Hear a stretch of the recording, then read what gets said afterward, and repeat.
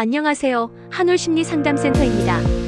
이번 시간에는 청소년 가출의 원인과 대처 방법에 대해 알아볼 텐데요. 최근 최초로 가출을 하는 시점이 초등학생 연령대로 낮아지고 반복적으로 가출하는 청소년이 늘고 있습니다. 어른들은 그저 순간적인 반항이나 장난으로 생각하기 쉽지만 아이가 집을 나가는 데는 반드시 이유가 있습니다.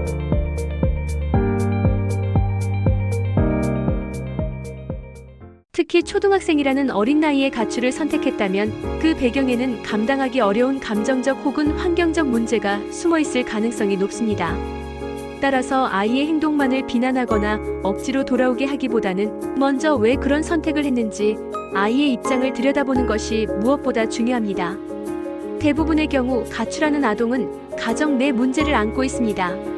부모의 갈등과 이혼, 재혼 과정에서의 부적응, 부모의 실직이나 사업 실패로 인한 가정의 경제 위기 등 다양한 원인이 아이에게 심리적인 압박으로 작용합니다. 이 과정에서 아이는 무력감과 절망감을 느끼며 감정적으로 상황을 회피하고자 집을 떠나는 행동을 선택하게 됩니다. 사춘기로 접어드는 시기에는 이러한 정서가 더욱 예민해지고 충동 또한 강해지기 때문에 가출이라는 극단적인 방식으로 자신의 불안을 표현하게 되는 것입니다. 겉보기에는 별다른 문제가 없어 보이는 가정의 아이들도 가출을 하기도 합니다. 부모가 아이에게 지나친 기대와 과도한 스케줄을 강요하는 경우 아이는 심리적으로 압박을 받습니다. 어리기 때문에 이를 말로 표현하거나 거부하기보다는 상황을 회피하고자 집을 나가버리는 경우가 많습니다. 반대로 부모가 너무 방임적인 태도를 보이는 것도 문제가 됩니다. 아이가 일탈하려는 충동이 생겼을 때 이를 적절하게 제어하고 지도할 어른이 없다면 가출이라는 선택이 쉽게 이루어지게 됩니다. 또래 관계와 학업 문제도 주요 원인 중 하나입니다.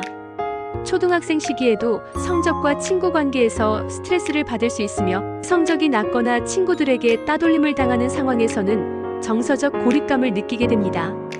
이때 부모나 교사에게서 지지를 받지 못하면 아이는 심리적으로 설 곳을 잃고 결국 집을 나가는 극단적인 방법을 택하게 됩니다. 특히 초등학교 고학년이나 중학생이 되면 부모나 교사보다 또래 집단의 영향력이 더 커집니다.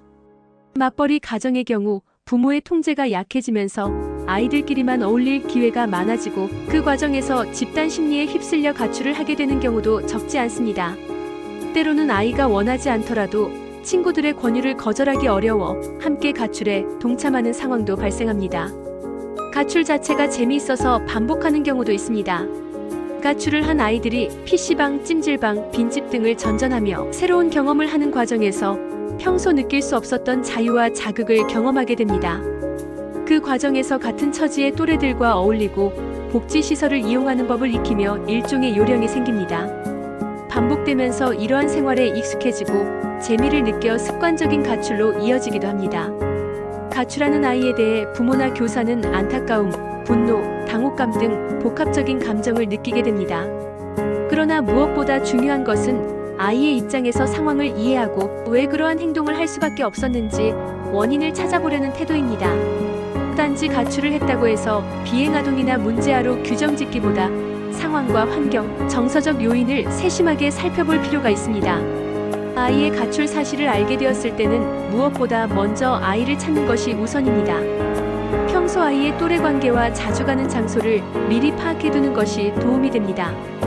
특히 학교 주변의 PC방이나 찜질방 등 아이가 자주 드나들 만한 장소의 위치를 알아두는 것도 중요합니다.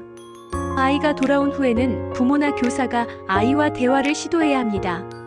이때 대화는 취조하듯 따지거나 야단치는 방식이 아니라 진심으로 아이의 이야기를 듣고 싶다는 마음을 담아야 합니다. 아이가 겪은 어려움과 힘든 점, 가출하게 된 이유를 자연스럽게 이야기할 수 있도록 배려하는 것이 필요합니다. 교사의 경우 가정 내 학대가 의심될 경우 학대 흔적을 사진으로 남기고 상담 내용을 기록하는 등 기본적인 자료를 확보해야 하며 필요시 의료진의 진단서를 받아두는 것도 좋습니다. 이후 지역 아동 보호 전문기관이나 상담센터 등 관계기관의 도움을 요청하여 체계적인 조치를 취해야 합니다. 또한 만성적인 가출을 반복하는 경우 학교나 교사 혼자서 해결하기 어려운 만큼 전문적인 상담 기관을 안내하여 부모와 아이가 함께 상담을 받을 수 있도록 하는 것이 바람직합니다. 초등학생의 가출은 단순한 일탈로 치부해서는 안 되는 심각한 신호입니다. 가출이라는 행동 뒤에는 아이의 정서적인 외로움, 스트레스, 심리적 상처가 존재하기 때문입니다. 이를 발견하고 적절하게 해결해 주는 것이 아이의 건강한 성장을 위해 꼭 필요한 과정입니다. 아이의 행동을 문제로만 보지 말고 그 안에 담긴 마음의 소리를 들으려는 노력이 필요합니다. 영상을 시청해 주셔서 감사합니다.